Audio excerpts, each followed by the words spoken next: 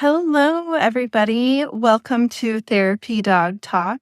My name is Sherry. My pups' names are Sunny and Riley, and each week we talk with different therapy dog teams and researchers around the world about the impact that they're making in their area. If you're just getting started or you're not sure where to get started, we have a free guide for you that you can find at freeguide.therapydogtalk.com. And we also have a community you can join at community.therapydogtalk.com. I'm very excited for you to meet Heidi today. Heidi founded the LAX PUPs program and has helped many other airports get their programs off the ground as well. No pun intended. So I will get her in here. We're here. Hi, Heidi. I'm so glad that you could join us tonight. For those who don't know you, would you like to introduce yourself and your pups? I will. My name is Heidi Huebner, and I have loved dogs my whole life. I started a therapy dog program for LAX called the PUP Program, which is Pets Unstressing Passengers. I love what I do, and I feel so blessed. This is one of my dogs, Chubs. Can you see her? Yes, I can. Very cute. So she's my little rescue pug that's in the program. And then I have my handsome man, Chance, Aww. who's a Shepherd Husky Jindo mix, also in the program. And they love working at the airport. I love that. Heidi, how did you first find out about therapy dogs? I'm going to say it was back in 2000. I started a nonprofit called Kids and Pets, where we were teaching humane education. And I was like, we need to actually bring animals into the classroom. So a friend of mine had worked with therapy animals, and she said, I've got 2 therapy dogs. We started with her dogs, and then my original 2 dogs got certified to do that. And then we also had a cat and a bunny and an iguana and a bird that were part of the team. So we used to call it, if you teach the child, you build the future. Okay. I love that. An iguana. Wow. That's a unique one. He was very cool. I bet he was. What kind of bird did you have? He was a little cockatoo. The cockatoos are the smaller ones, right? One of my volunteers, he was actually a Vietnam vet, and these were his animals that he brought, and it was loads of fun. Love that. That's very cool. So Chance and Chubs came along later in your journey. Did you bring them into your family hoping that they would become therapy dogs? Sure. It's so interesting because I've always had rescues. The dogs have always found me. I've never sought out the dog to be in my life. And they have all had the temperament and personality to become therapy dogs. And we talked about this. You can't make a dog want to do pet therapy. It has to be in their temperament and personality, and they have to want to do it. Yeah. And they all have. And it's just been so easy for me. That's great. That's really great. What did you see in them that let you know that they would really enjoy this work? They just wanted to go up to people. Just if I was walking them down the street or taking them into stores when I was trying to see how they would react. And they would just seek people out and just sit there and look at them. And the more they would get pet, they would smile with their eyes. And, it was like, okay, this is what you guys want to do. I think you were brought to me because we were supposed to create this program together. Yeah. So did you have Chance and Chubs in before you started the LAX PUPs program? So my previous dogs, Chopper and Chowsy, unfortunately, they are on the Rainbow Bridge. Chowsy was kind of my test dog for that when we started talking about it. And then when he passed away, my friend found Chance and said, oh, this is the dog for you. So she's a couple months after I started the program, within the program. Okay. And then Chubs came 5 years later. Okay. Very cool. What inspired you to create that program? I believe you were the first airport program, yeah? Well, San Jose started after 9/11. And then for LAX, they were looking to enhance their guest experience at the airport. And I said, dogs, hello, that's what we need to do, have therapy dogs at the airport.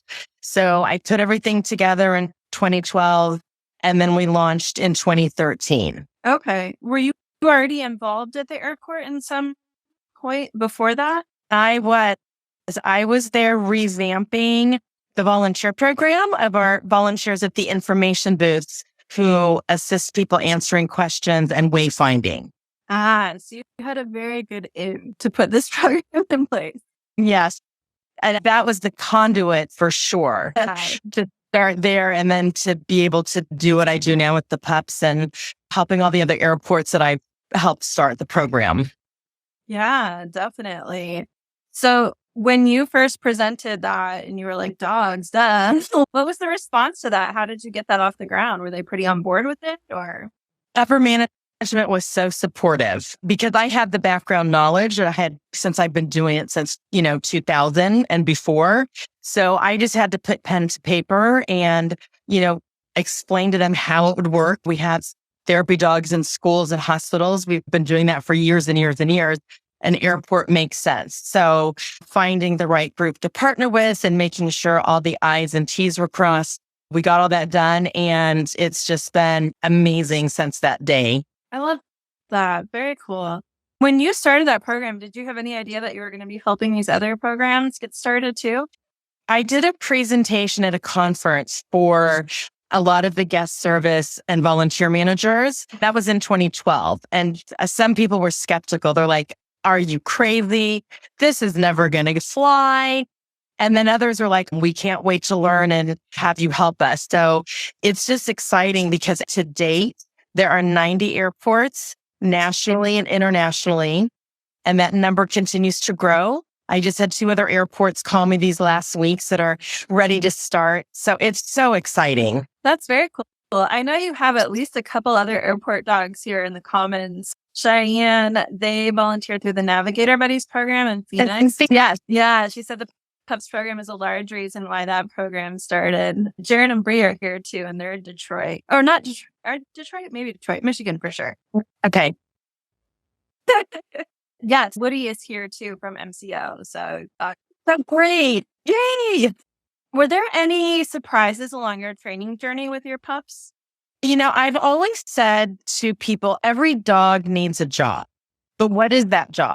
Is it your exercise buddy? Is it your couch potato? Is it your ESA dog? Is it your therapy dog? Is it a search and rescue dog? Your family dog? So it's interesting how many people who had never done pet therapy, when they saw the launch, and we do a lot of media, and they call and want to know, I want to see if my dog is cut out for this. We have all different breeds and sizes and ages at LAX. We've had pitties, Rotties, Shepherd, mixes, Chihuahuas, tripods, deaf dogs, you name it. And I think that is what people love. I think sometimes people thought only a certain type of breed of dog would be a therapy dog. And we've just shown that any dog that has that. So that was fun and interesting for me. I have so many volunteers since we've been doing this for so long now that continue. If one of their dogs has aged out or passed away, they've gotten another dog because they just love it so much. And I think that just speaks volumes of the bond we have between our animals. Yeah, definitely. It totally does. Ray clarified they're at the Detroit Metropolitan Airport. And we also have Hera here from the Calgary Airport. So I love it. I think there are 10 or 12 programs in Canada and then airports, which I think is great. And I think that number is growing as well. yeah, that's awesome. And Levi was asking, there's therapy dogs at the San Diego Airport now too, correct? Yep. That's very cool. So how have you been involved in helping these other airports start their programs? I know you said you presented at a conference and everyone was like, I don't know. So something changed there. What happened? Well, because we did it and then other airports that were jumping on board, I have people contact me and I give them all of the materials. I send them everything that we have because why reinvent the wheel? Take what we have and put your name in it and tweak what's going to work for your airport. I think most of the airports have the trading cards, which is great. People love collecting those. I'm here to help anybody. We did it. I know how to answer those hard questions that maybe HR or risk management has. And I just guide people through it. And I love it. So if anybody's out there listening, Sherry can tell you how to get a hold of me if you want to see if your airport is interested in starting a program. That's very cool. Yeah, I have a zoo up here from LAX Pups. That's right. I need to get you my cards. Yes, I'd love that. I'd love that. I'm in LA too, so we should definitely meet up soon. Is a 100% yes, we need to do that. I always tell people I'm a little bitter because I used to feel like I lived at LAX before COVID. I traveled all the time for work, and I stopped traveling not because of COVID. Actually, it was just coincidentally around the same time. But I've never seen a therapy dog in the airport. I felt like I lived in them for like 2 or 3 years. That's so funny because, and I'm sure the groups that are on the live right now would say the same thing. People say, how come I never see your dogs? There could be 5 dogs in a terminal, but if they're back in a corner or you just haven't walked by where they are, you're not going to see them. Yeah. My favorite thing is when I have friends traveling, it doesn't matter what airport they're at. They're like, they met a therapy dog. And they always send me pictures of the team that they met, or if they meet ours at LAX. It's so fun. I love it. Yeah. Cheyenne says she hasn't seen a therapy dog at the airport either. And she's a pet therapy volunteer at the airport. There you go. She also said there's a contest among the airport employees in Phoenix on collecting the Navigator Buddies card. And I'll tell you, I love it because they know if there's a new dog. I was auditioning, we call it their audition, a new team. And this girl came running out of the store and she goes, they don't have that dog's card yet. I said, we're doing our meet and greet to see how it goes. And the dog did great. I said, so you'll get the card. That's amazing. You all just had a big event at LAX. Was that an anniversary celebration? I can't remember. It was our 10-year anniversary celebration. It was so fun. Very cool. 10 years. That really must be, you've probably seen so many great teams come through your program in 10 years. I have, but I was like, where did the time go? Right? My volunteers at all the airports, they're amazing. They're the best people. And they just bring so much joy. It's not only about the dogs, it's the volunteers as well, because we don't know why people are traveling. They could be traveling for sad reasons, happy reasons. They're having to move. And just that comforting smile and sometimes a hug and just that camaraderie that happens is pretty magical. Yeah, definitely. Jared was curious, when you started the program, what was the plan for insurance coverage for the dog? The Detroit airport wants teams to have their own coverage. So he was curious how that worked for you all. The group we partner with, Alliance of Therapy Dogs, holds the insurance for the volunteer and the dog and for the airport. We also have volunteers, and I believe a lot of the other airports do to sign a hold harmless. But that's interesting. So they want to have the volunteers have their own coverage? What he said, although I do know that Jared is an Alliance of Therapy Dogs team, he definitely knows that Alliance has insurance coverage, but I'm not sure, Jared, if you can clarify your question with the airport wanting teams to have their own coverage. But it sounds like your solution was to partner with ATD on that. Yeah, I know not every state has tester observers or Alliance of Therapy Dogs there. I know there are other groups that airports use as well. So that's just important. You find a group to partner with so you have that coverage. Okay. Raquel is here and she says hi and that she loves when the dogs comes out when she's volunteering in the terminals for the TLC program. Yay! And TLC is coming up again. So hopefully we'll see you. Very cool. Pixel wanted to know if they accept pet partners, but I believe your program only works with Alliance. Is that correct? If that's correct, most airports only work with one group because rules and regulations could be a little bit different, and that could cause conflict between volunteers saying our group does this and this group says that our group doesn't. We've just found it's better to stick with one group. Alliance of Therapy Dogs allows people to be members with other groups, which is great. I would never want somebody to give up pet therapy that they're doing, if it's at a hospital or a school, to give up that in order to become a pup. I want them to be able to continue to do the work at the other places that they enjoy doing. Yeah. Jared did clarify that the Detroit airport wanted ATD to sign a release for the coverage separate from the ATD insurance for each team. Oh, okay.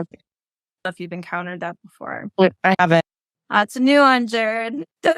Jared's a problem solver, so I'm sure they'll figure that out. Levi is curious if you can do airport therapy dogs at smaller private airports or if it's only at the larger airports. Every airport, no matter how big or small, should have a program. Burbank just relaunched their program, and that's a small airport. There are a handful of them that I've helped start. So absolutely, it's important. Even if it's a small airport, it doesn't mean that people aren't stressed out or they miss their dog and love dog. They want to enjoy that interaction. Yeah, definitely. I have a question, actually. I feel like, and I could be wrong, but I feel like airport therapy dogs have a larger chance of encountering a pet dog in the airport, whether that's a real service dog, a fake service dog, an ESA that's not in their bag. Do you find that that's true? And how do you help your teams prepare for that? So there are a lot of folks traveling with their dogs through LAX, and a lot of them are just their personal pets. Therapy dogs can't be reactive. Right. So I'm making sure that they're not barking at other dogs. And that's part of the testing process.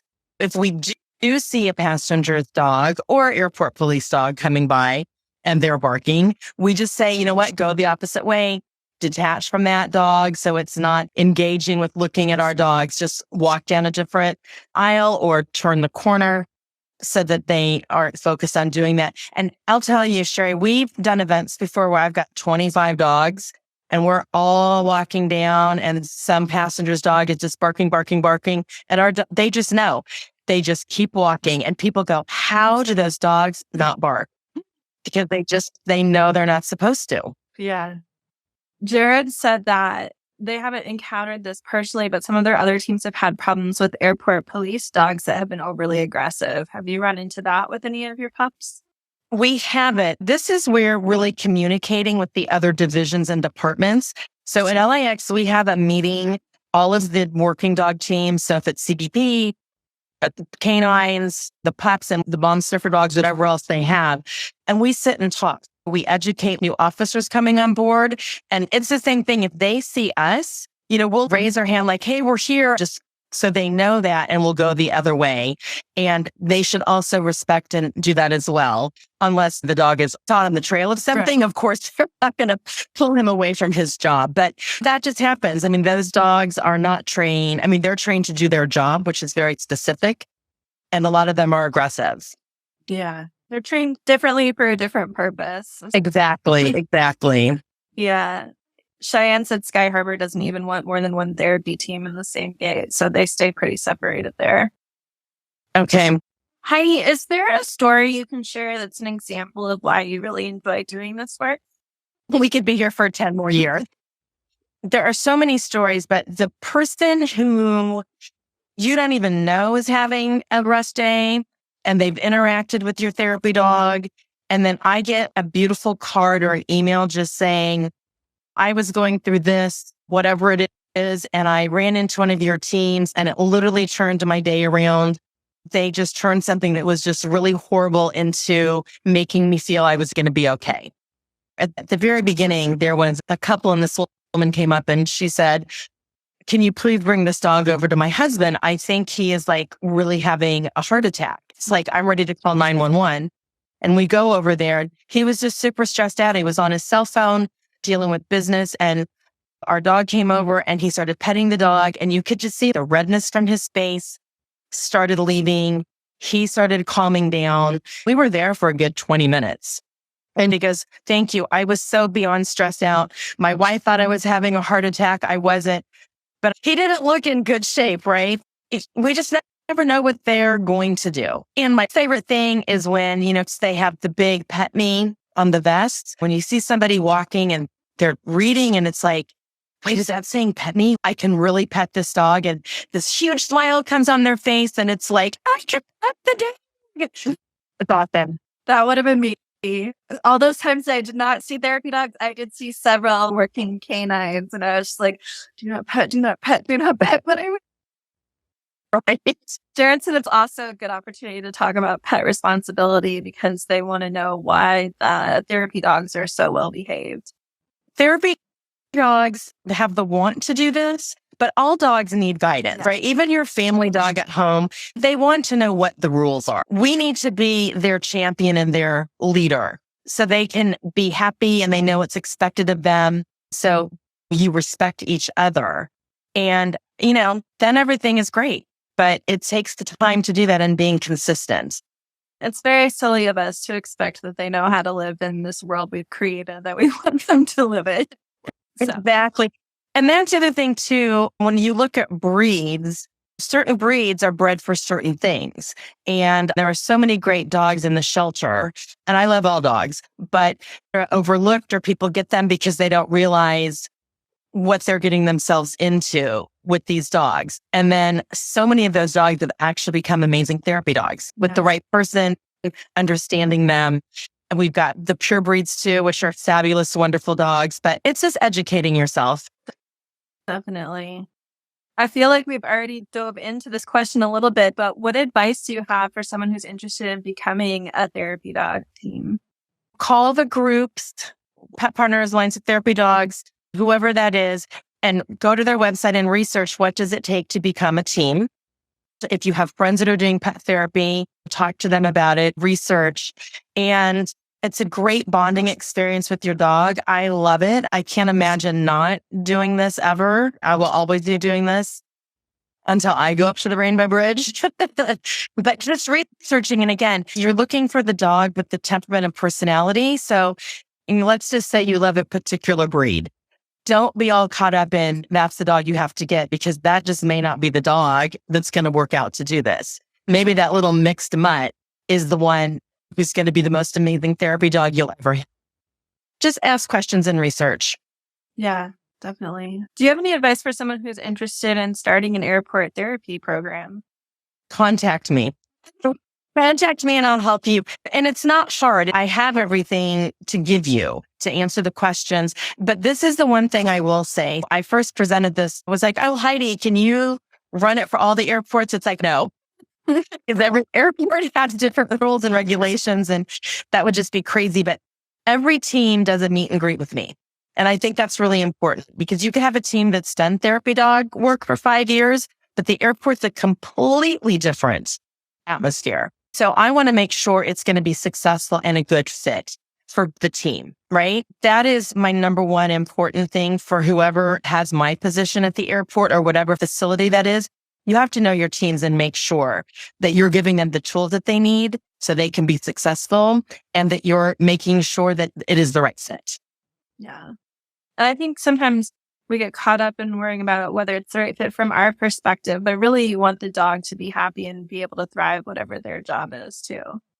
And thank you, because it is all about the dog. If they don't want to do it, you cannot make them do it. Our shifts are 2-hour shifts. That doesn't mean you're working for 2 hours. If it's a really super busy day or it's been very hot outside and your dog is showing you those signs after an hour or hour and a half, you leave. Take the vest off so it's easier to get out, and you leave. That's the rule. They come first. Yeah, that's actually really good advice, to take the vest off and leave. Because I've heard so many teams be like, yeah, we leave and then we get stopped so many times. Every time. Everybody wants to pet the dog. So it's just easier to be able to leave where you're not like, my dog has to go, he's tired. If the vest isn't on, it's a little bit of a deterrent. Yeah. Yeah. Well, there's so many good stories in the comments. Woody shared that they have people fly in to meet Woody at the airport and they bring her gifts and Arby's gift cards. And Vardy said they had one man beeline to them, and his travel companion said, you can't just go up to any dog and ask to pet them. And he's like, she's wearing a vest that says pet me. I can read. I love it. I love it. Yeah. And Jared's also had the pleasure of accompanying family and friends to the gate. So it sounds like people really enjoy being an airport therapy dog team. I think what's great is more and more people know about the airport therapy dogs, where at first it was kind of like a real novelty. I love when somebody's like, oh, I just went to SFO and I met this team and here's the card. And oh, I'm meeting one of the pups now at LAX. They get 2 in one day from different airports. It's like, that's awesome. That's great. That's really great. Well, I don't want to hold you here forever, but is there anything else that you wanted to share while you're here? So one of the things that I'm very proud of that we do, and I've always, the airports that I've worked with and talked to, encourage them, is to be involved with community events as well. We are great ambassadors for the airport, and that's just something we love, working with local schools or local events that different areas close to the airport are having. We partner with a lot of the airlines doing events. We do Flying Kisses event for Valentine's Day and Halloween parade and, holiday stuff. But Also, like Delta employees, we do the safety day just for the employees. So the more things that you can get involved with like that, because people who work at the airport need us too, right? And it's a little to be able to do things like that, more intimate for them and the community as well. It's just really fun for the kids for going to a school because they're doing a read day or something. So I encourage be open, and hopefully your airports are open to all sorts of community outreach as well with your teams. I love that. That's really great. And I know I see LAX pups out there doing stuff in the community all the time on Instagram. That's awesome. Well, thank you so much, Heidi. It's been really great talking to you. If people want to reach out, what's the best place for them to find you? So you can email me, and my email is HHUE, B as in boy, NER at LAWA, that's LAWA.org. Or you can go to the website, lawa.org/PUP. And on the website, my information is there as well. Okay, great. And they can follow your adventures with Chance and Chubs and the other LAX pups here on the LAX pups handle, right? Yes. Awesome. Very cool. Well, thank you so much. I really appreciate you taking the time and for starting the program. I hope that sometime I find your LAX pups when I'm there, although now I travel with my pups. It might not be the best timing, but We'll figure out a day since you're in LA that you can just come and you'll do a walkthrough with me. You can be at pups for a day with me. Yeah. Love that. I live very close to the airport. We can definitely make that happen. Perfect. Well, thank you so much. Take care. Thank you. You too. Thanks, everybody. Bye.